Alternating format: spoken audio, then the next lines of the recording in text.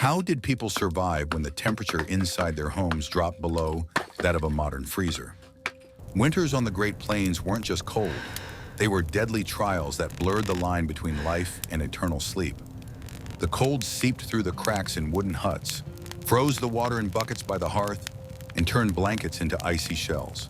The pioneers had no central heating, synthetic insulation, or electric heaters, but they found ways to cheat nature.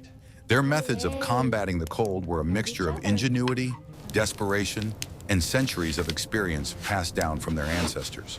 Every night became a strategic operation, where a mistake in preparing the bed or the dying embers of the hearth could cost lives by morning.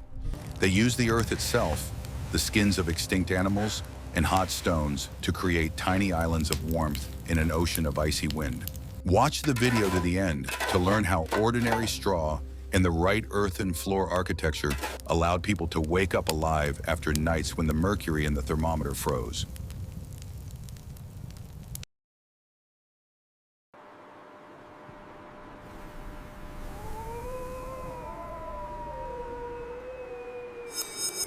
What if I told you that the best insulation on the frontier was the dirt beneath your feet?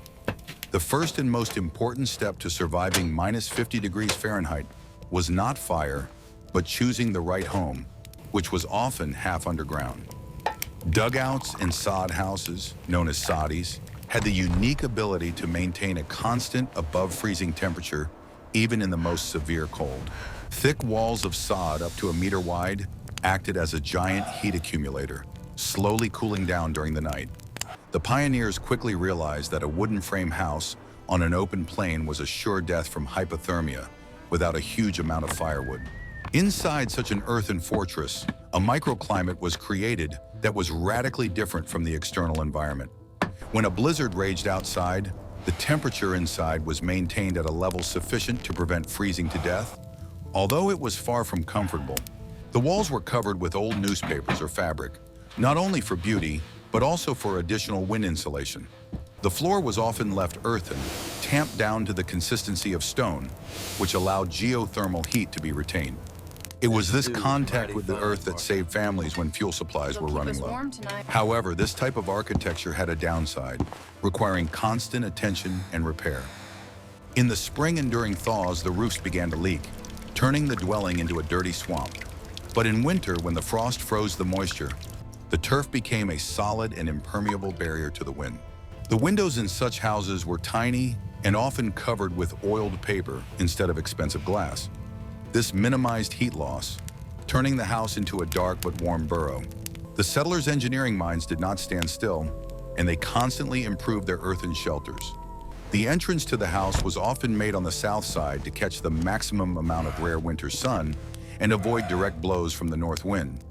Often, a long vestibule was built, which served as a gateway, preventing cold air from entering the living quarters immediately. The door was hung with heavy bison hides, creating several layers of protection at the entrance.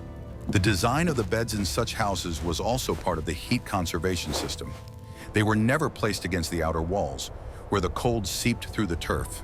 The sleeping areas were located closer to the center of the room or in special niches dug deep into the earthen wall. This allowed the natural heat of the earth to be used as efficiently as possible. On the coldest nights when the frost broke records, the pioneers resorted to additional measures to insulate the walls from the inside. They hung carpets, blankets, and even spare clothes along the walls, creating an air gap. Each layer of fabric became a barrier against the deadly cold coming from outside. This turned the room into a kind of soft box, lined on the inside with everything that was available on the farm. It is important to note that the ceiling in the dugout was low, which also helped to retain heat. Warm air rose but did not escape into the useless space under the high roof, remaining at human height. People literally lived in a cloud of their own warmth and the warmth from the hearth. The air in such a room was dense, saturated with the smells of smoke and food, but that was the price of survival. Sometimes, in order to survive a blizzard, valuable tools and supplies had to be brought into this small house, which further reduced the living space. But in this case, the cramped conditions worked in the settlers' favor, reducing the amount of air that needed to be heated. Every cubic centimeter of warm space was worth its weight in gold. People Yep, learn to careful exist now. in conditions of minimal personal space for the sake of common safety. We would be very interested to hear your point of view. What do you think about living in a house made of earth and grass? Could you spend the winter in such conditions? Write about it in the comments. Don't forget to subscribe to the channel so you don't miss new stories about survival.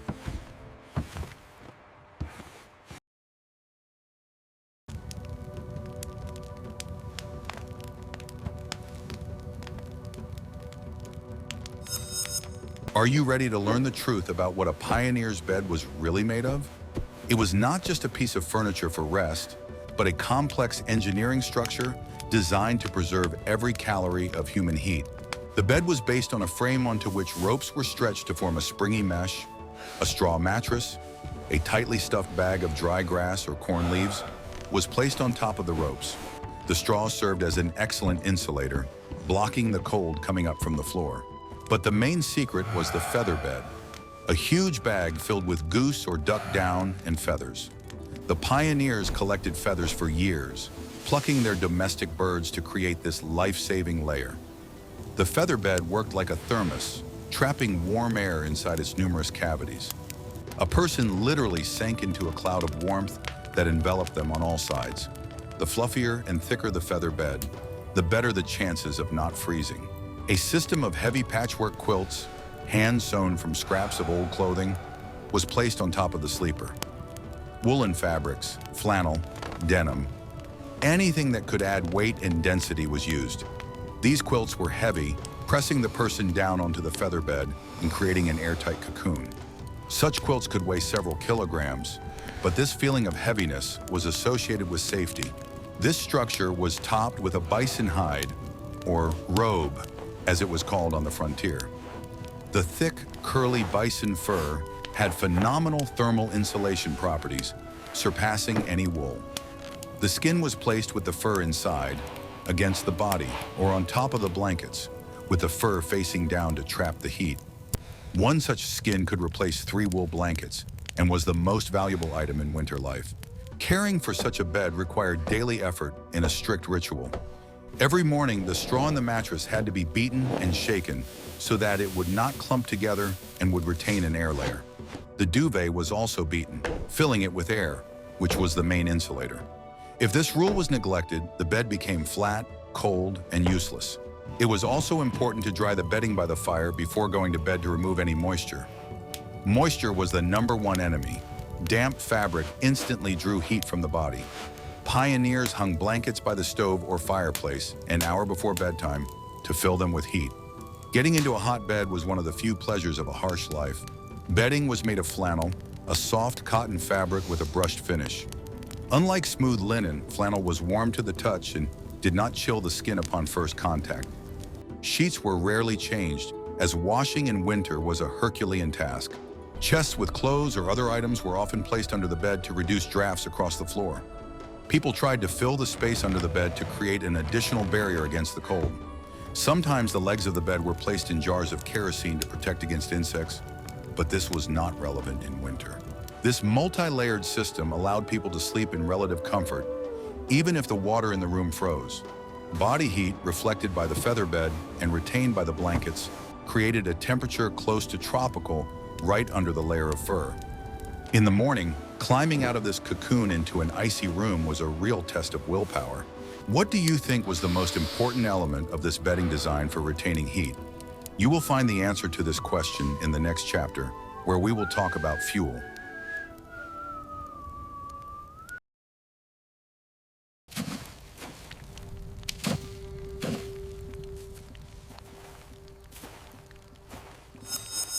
Guess how long it took to create this unique fuel?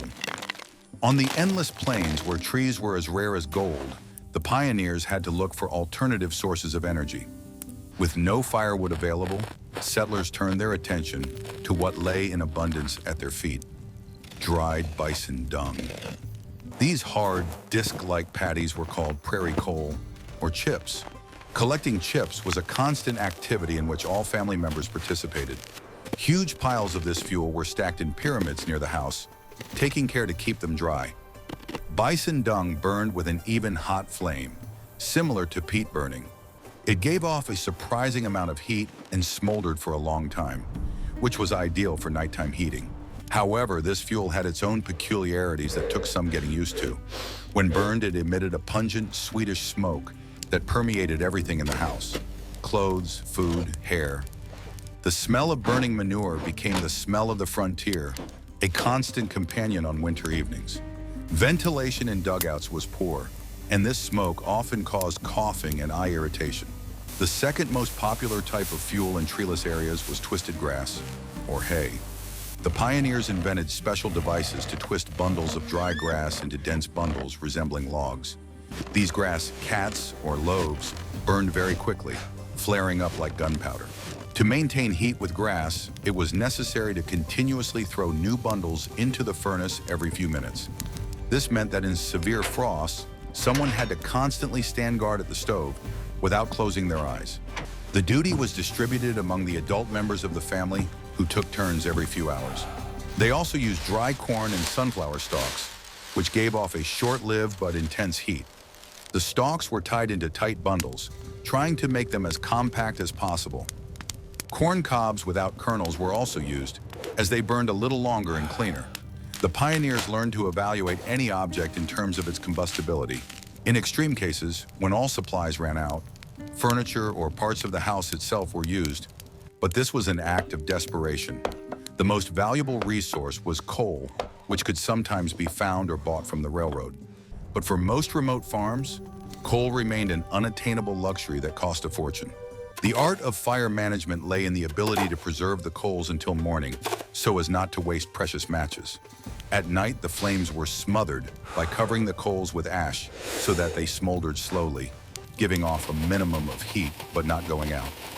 In the morning, it was enough to fan the ashes and throw on some kindling to revive the fire. The stoves in which this fuel was burned were often homemade or cheap cast iron potbelly stoves. They heated up quickly and cooled down just as quickly, lacking the heat capacity of a Russian stove. This forced people to be constantly engaged in the process of obtaining and burning fuel. Life in winter turned into an endless cycle of searching for combustible material under the snow and feeding it to the insatiable stove. Not only comfort, but the very existence of the family on the icy plain depended on this. Don't forget to like if you are impressed by the ingenuity of the people of the past.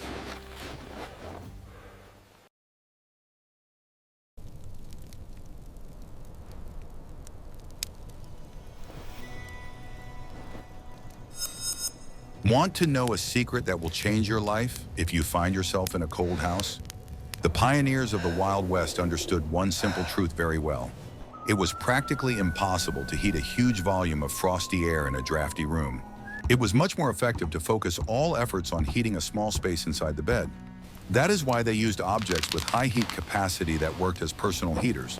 The most common and affordable means were ordinary building bricks or large smooth stones collected from the riverbank. These objects lay on the stove or near the hearth all evening, absorbing the heat of the flames.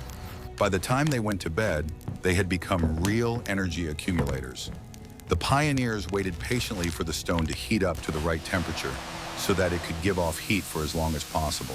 Wealthier families could afford special soapstones, also known as steatite. This mineral had the unique ability to retain heat much longer than ordinary red brick. Soapstone had a very smooth and pleasant-to-touch surface, as well as high density. Such stones were often equipped with convenient wire handles to make them easier to carry from the fire to the bed.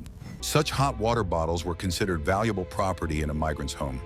Soapstones were often passed down from parents to children and cherished like the apple of one's eye. In wealthy homes, each family member could have their own personal stone with their name on it. This was a guarantee that even in the harshest blizzard, sleep would be peaceful and deep. Massive cast iron irons, which women used to iron clothes during the day, were also often used. In the evening, they were placed back on the stove to heat up. Before going to bed, the handles were removed if the design was removable, or the iron was simply wrapped in several layers of thick fabric. The heavy piece of cast iron cooled down extremely slowly and served as an excellent source of heat until the middle of the night. There were also special factory-made hot water bottles at that time. These were ceramic bottles or elegant copper containers that were filled with boiling water before use. However, such items were rare in the harsh frontier. In severe frost, the water inside could freeze and simply rupture the expensive container, turning it into a pile of shards. Therefore, preference was always given to dry heat accumulators, which were more reliable and durable. In addition, metal hot water bottles were expensive, and not every farmer could afford such a purchase. Improvisation was man's best friend in the struggle for survival. Ordinary linen bags filled with grain, salt, or clean sand were often used as warmers. These bags were preheated in the oven or on a frying pan. They gave off a very gentle and dry heat, which had a beneficial effect on the joints. Thanks to its softness, the bag easily took the shape of the sleeper's body. A bundle filled with hot oats could be pressed against the chest or lower back to quickly warm up a body that had grown cold during the day. Even ordinary potatoes baked in their skins for dinner found their use in bed. Hot tubers were often placed in the pockets of nightgowns or directly into woolen socks before going to bed. This was an example of the amazing practicality of the pioneers and their ability to use resources twice. The potatoes warmed the limbs all night, and in the morning they could be eaten for breakfast, even if they were already cold. The pioneers never missed an opportunity to make the most of the heat. These hot objects were affectionately called silent companions of sleep. They helped to relax tired muscles, which had literally contracted from the constant cold during the day. Without such additional heating in the feet, it would have been much more difficult to fall asleep, even under the thickest quilt. The stones and bricks, which had cooled down by morning, were not thrown away or left in bed. They were immediately sent back to the stove to begin a new cycle of heat accumulation for the next night. This cycle of stones in the house was an integral and important part of daily life. Forgetting to put a stone on the stove during the day was considered a serious mistake that doomed a person to a painful and sleepless night. Using local heating for the bed was much more economical than trying to heat the entire house. Firewood was expensive, and heat quickly escaped through cracks in the walls. Pioneers preferred to warm themselves rather than the surrounding space, and this was the main wisdom of survival. What about clothing? In the next chapter, you will learn how people dressed for sleep.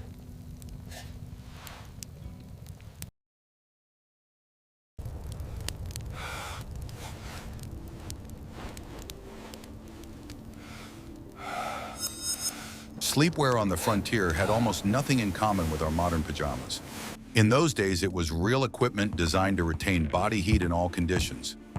Nightwear was the last line of defense against the freezing air in the bedroom. Men and women often went to bed wearing the same undergarments they had worn all day. These were long woolen underwear and thick undershirts that fit snugly against the skin. Wool was considered the best material for sleeping in cold climates.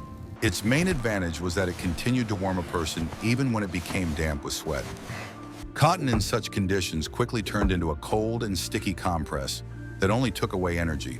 On top of their underwear, people always wore long nightgowns made of very thick flannel. The length of such a garment was critical for retaining heat. The shirt had to reach the ankles to completely cover the legs and not ride up during sleep. Often these shirts had a very high collar that fastened tightly under the throat. Any contact of bare skin with the icy air of the room was extremely unpleasant and even dangerous. An important element of nightwear was the complete absence of stiff buttons or fasteners on the back. Clothes had to be loose enough not to interfere with natural blood circulation. There was always a layer of warm air between the fabric and the skin, which served as an additional insulator. Layering in sleepwear worked just as effectively as in everyday life. Two thin shirts always kept you warmer than one very thick one, thanks to the layer of air between them. Before going to bed, clothes were always warmed by an open fire or on a stove. Putting ice-cold flannel on a warm body was not only unpleasant, but also extremely wasteful. The body wasted too much precious energy just to warm up the cold fabric. The process of changing into night clothes was done as quickly as possible, literally in a matter of seconds. People tried to do this while standing close to the stove so as not to have time to cool down. Often, an additional shawl or vest was thrown over the main night clothes. Sheepskin vests were especially popular because they covered the shoulders and back perfectly. These parts of the body froze the most if a person tossed and turned in their sleep. If the blanket slipped even slightly to the side, the vest continued to retain heat reliably. This allowed people to sleep more peacefully and not wake up at every breath of wind. In the morning, the process of changing into daytime clothes became an even more difficult test of willpower. In the most severe frosts, people often simply put on their daytime clothes directly over their night clothes. The line between home and outdoor clothing gradually blurred as the cold intensified. The main priority remained staying alive and able to work, not fashion. On exceptionally cold nights when the stove could not cope, people would sleep fully clothed. They did not take off their coats and even kept their shoes on, although this was always considered a last resort. They usually tried to take off their heavy leather boots to give their feet a rest after a hard day's work. However, they often put them under the blanket at their feet so that they would not have to put on literally icy shoes in the morning. Clothing was the last and most reliable barrier in the defense of the human body. If the fire in the stove went out in the middle of the night and the blankets were not warm enough, it was wool that saved people. Thick underwear and a nightcap gave a person a real chance to survive the night without frostbite. How many layers of clothing do you think you would need to stay warm in a house without heating?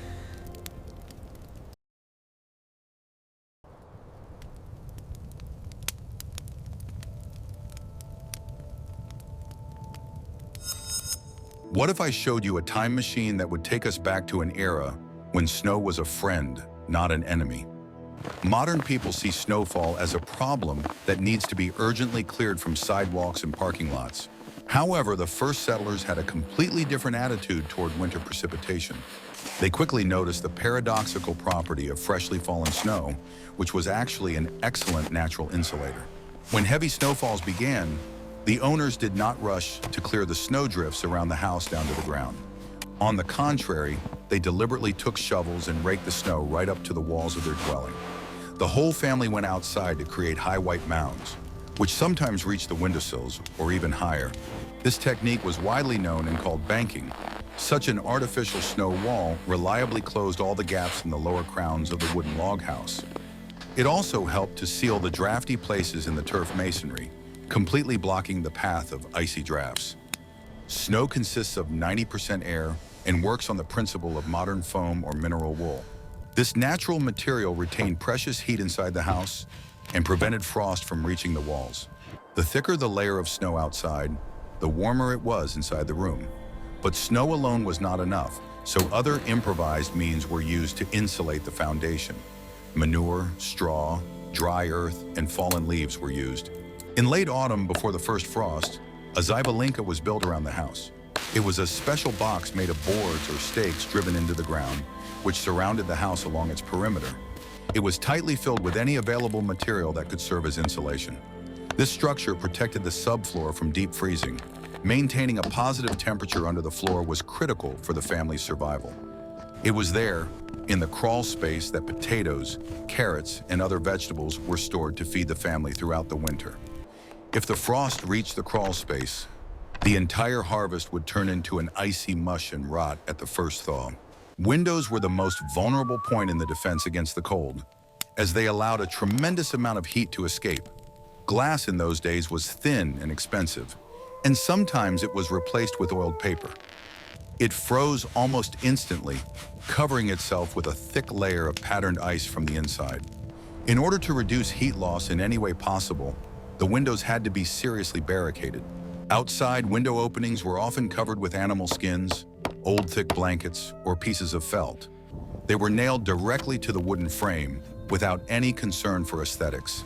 This created an additional air layer between the icy wind and the fragile glass. Inside the room, too, there was a struggle for every degree of warmth. The housewives placed thick fabric rolls called snakes on the windowsills. They were tightly stuffed with sawdust, sand, or scraps of rags. These rolls blocked the heavy cold air that constantly flowed down from the icy glass. Sometimes during the harshest frosts, the windows were completely covered with bags of straw for the entire winter period. People consciously sacrificed daylight in order to preserve heat, and their homes were plunged into semi-darkness. The front door also required special attention and protection, as each time it was opened, a huge cloud of warm air escaped.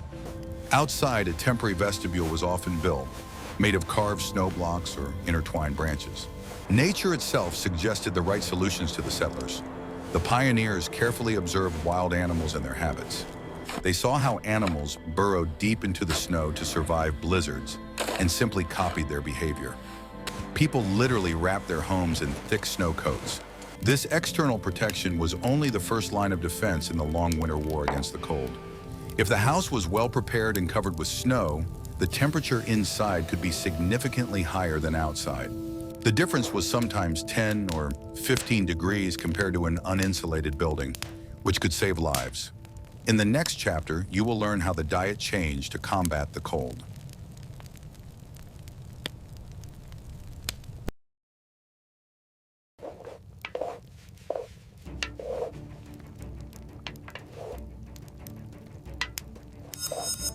In extreme cold, the human body works like a stove that constantly needs fuel. The pioneers quickly realized a simple truth. To stay warm, you need to eat right. In winter, the usual diet had to change dramatically. Otherwise, there was little chance of survival. Light plant-based foods simply did not provide enough energy for the body to constantly generate heat. Bear fat was especially prized if hunters managed to catch an animal at the beginning of winter. Bears accumulate huge reserves of energy before hibernation, and this product was considered medicinal. It was used not only for frying and adding to porridge.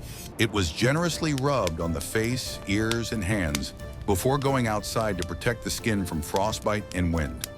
Internal consumption of melted fat was considered the best way to lubricate the body from within.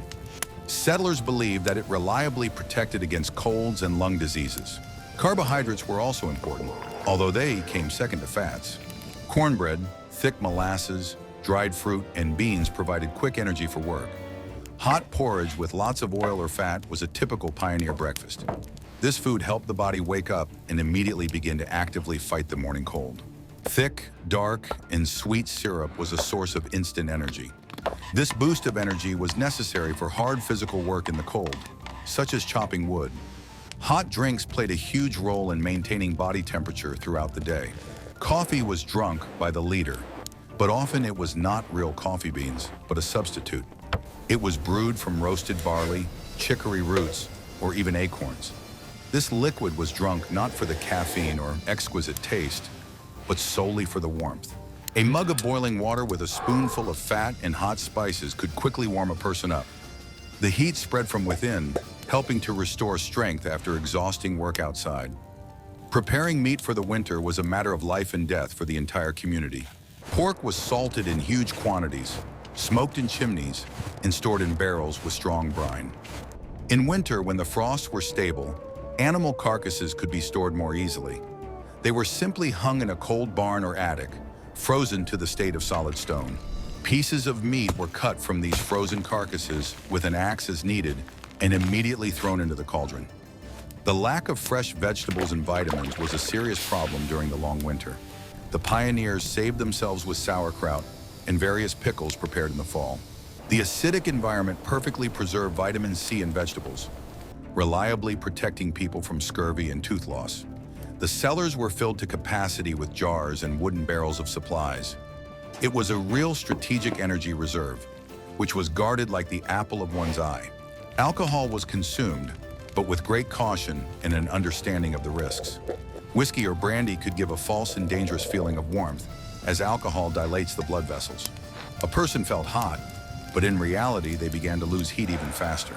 In reality, alcohol contributed to rapid hypothermia in the wind.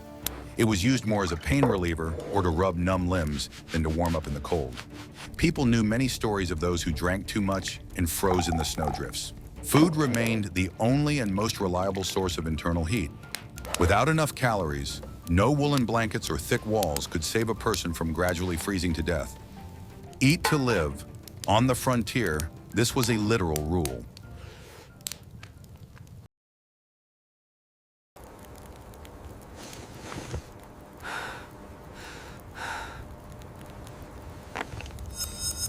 The morning in a pioneer's house did not begin with a pleasant cup of coffee in bed, but with a real struggle to restore life.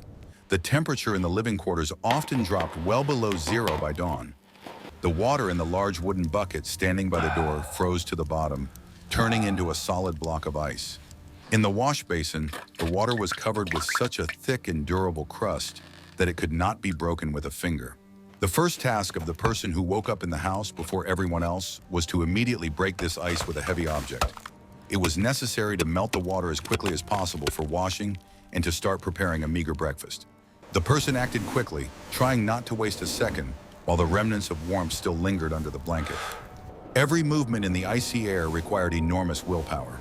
Starting a fire in such conditions was not just a domestic skill, but a critically important skill for the survival of the whole family. If the coals in the stove had completely gone out during the night, he had to start the whole process from the beginning. With frozen, almost immobile fingers, he tried to strike a spark or light a precious match, which was kept for emergencies. Any mistake in this matter could delay the process of heating the house for many hours. Dry kindling made from small chips had to be prepared the night before and stored in a completely dry place. If the wood was even slightly damp, the morning would turn into a real nightmare and a smoky trap. The whole house would fill with acrid smoke, which did not bring warmth, but made everyone cough and cry.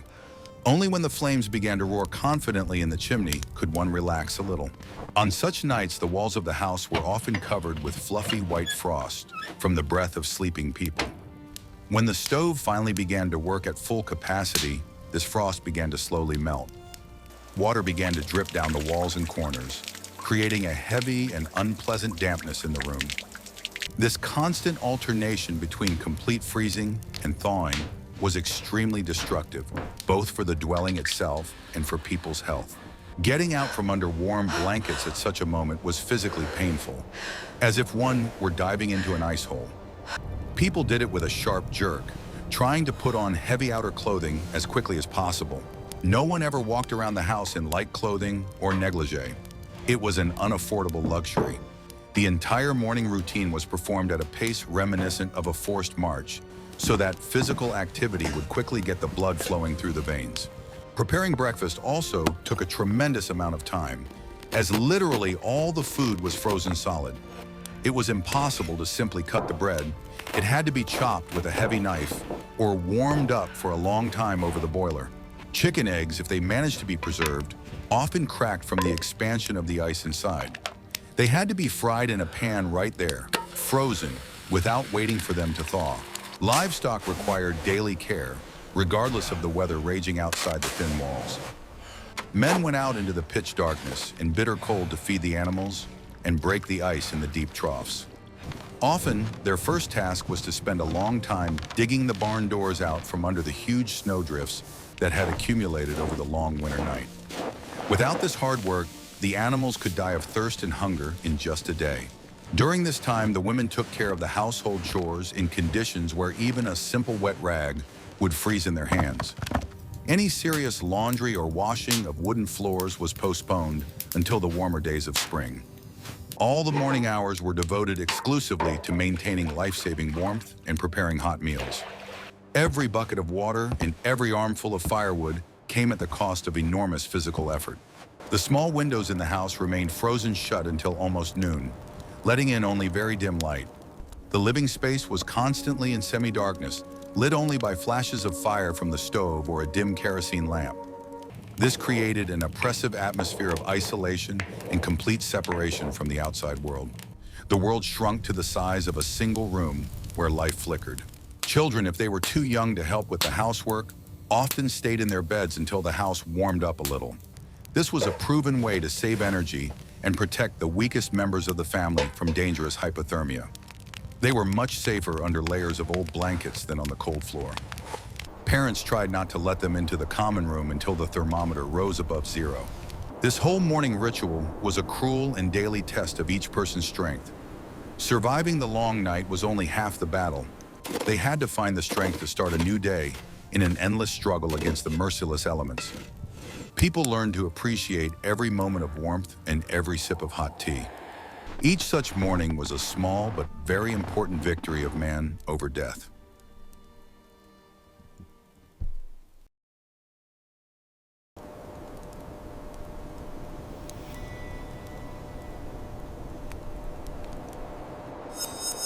In the extreme cold of winter, our familiar concept of personal space virtually disappeared. The pioneers quickly learned from their own experience that the most effective and reliable source of heat was another living being. Families tried to sleep as close to each other as possible, often sharing one large bed or pushing several beds close together. Their bodies warmed each other, creating creating a single powerful heat source under several layers of blankets. This proven method was often called bundling in those days, although the term had other meanings in history. In the harsh context of survival on the frontier, it meant arranging people in bed as tightly and thoughtfully as possible. Small children were always placed in the middle, between their parents' bodies, where the most heat was retained. The strongest and most resilient members of the family lay at the edges, taking the brunt of the penetrating cold and drafts. If there were unexpected guests or travelers caught in a sudden storm, they were also invited to share the common bed. In other cases, they were laid out on the floor in close proximity to the family bed so that people could share their warmth. At such critical moments, any social conventions or proprieties gave way to the iron necessity of simply surviving. The warmth of the human body was considered a valuable shared resource, which was customary to share without unnecessary words. Even pets could be brought inside the house without hesitation during particularly severe and dangerous frosts. Large dogs often slept right at their owner's feet or on the bed itself, serving as effective living hot water bottles. Sometimes newborn lambs or weak calves were brought into the house to save them from freezing to death in the barn. Their breath and body heat also made a noticeable contribution to the overall microclimate of the cramped dwelling. Throughout the daylight hours, the family also tried to stay in one room, usually the kitchen or near the main hearth. All other rooms in the house were tightly closed and practically unheated in order to conserve valuable fuel. The entire active life of the family was concentrated in a small area of a few square meters around the main source of heat. This made it possible to maintain the necessary temperature where it was vitally important. Such constant cohabitation in a confined space also had an important psychological effect. People constantly supported each other with endless conversations, reading books aloud together, or simply with their silent presence. Loneliness in a cold and empty house was much harder to bear and much more dangerous. There was always someone in the group who could notice the first signs of dangerous hypothermia or apathy in a neighbor in time. However, such forced crowding also contributed to the very rapid spread of various infectious diseases. If even one member of the family fell ill, absolutely everyone in the room would fall ill in no time. The almost complete lack of ventilation and the huge crowding of people created ideal conditions for the development of infections. This was the dangerous downside of the collective warmth strategy, which had to be accepted as inevitable. Minor conflicts and quarrels in such a confined space were almost inevitable, but people quickly learned to smooth over rough edges. Everyone understood that sending someone out into the cold because of a silly quarrel would be tantamount to deliberate murder. Tolerance and forgiveness became as important tools for survival as warm woolen clothing. Without peace inside the home, it was impossible to withstand the external threat of the cold. All this shared experience brought families incredibly close together and made their bonds unbreakable for life. Overcoming difficulties together and spending nights under one blanket while the blizzard howled outside created a unique unity. In such conditions, people learned to feel and understand each other's state of mind almost without words. Every touch and every word of support carried enormous weight in those days. Collective warmth was an ancient natural instinct that reawakened in civilized people in the face of primitive forces. The experience of their ancestors suggested that one person in an open field could not be a warrior. Similarly, one person in a house could not remain a resident for long when the temperature outside the walls dropped to -50 degrees. What do you think was the most dangerous temperature for the inhabitants of those years?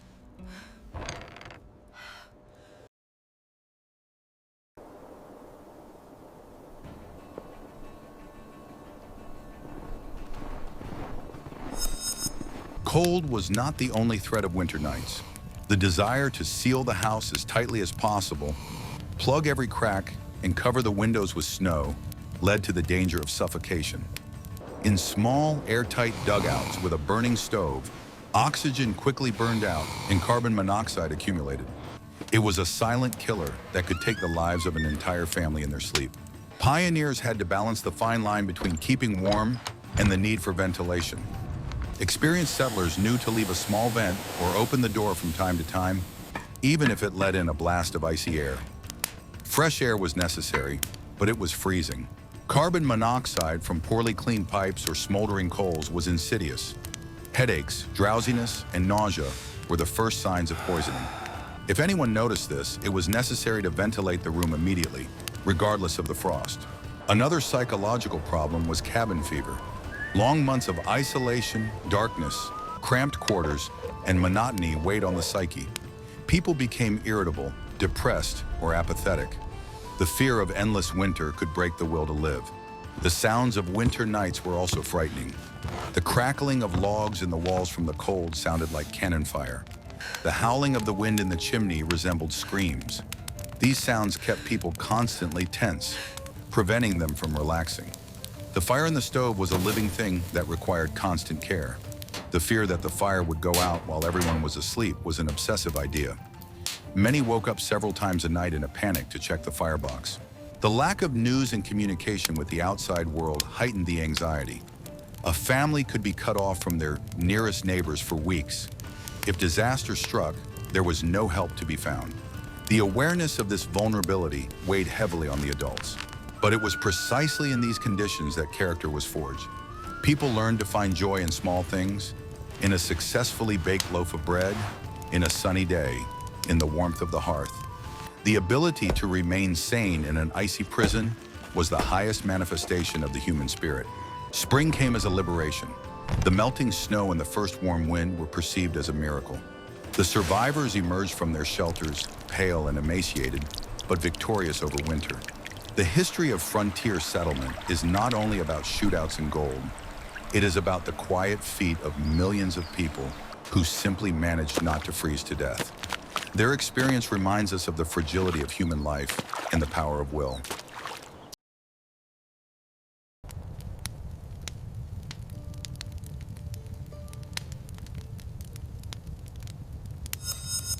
We have seen that surviving at minus 50 degrees Fahrenheit was not just a matter of warm clothing, but a whole science involving architecture, nutrition, and psychology. From the construction of the earthen floor to the composition of dinner, every detail mattered. The pioneers did not fight nature. They learned to use its laws to their advantage, turning snow into insulation and the earth into a battery. This knowledge, paid for with health and lives, seems incredible to us today. But it was precisely this knowledge that made it possible to settle the harsh lands of the West. I hope you found it interesting to take a look at the icy life of the past. Write in the comments what other aspects of pioneer life you would like to learn about. Medicine, tornado protection, or how they preserve food without refrigerators. Your ideas will form the basis for new videos. And of course, subscribe to the channel so you don't miss out on new journeys into history.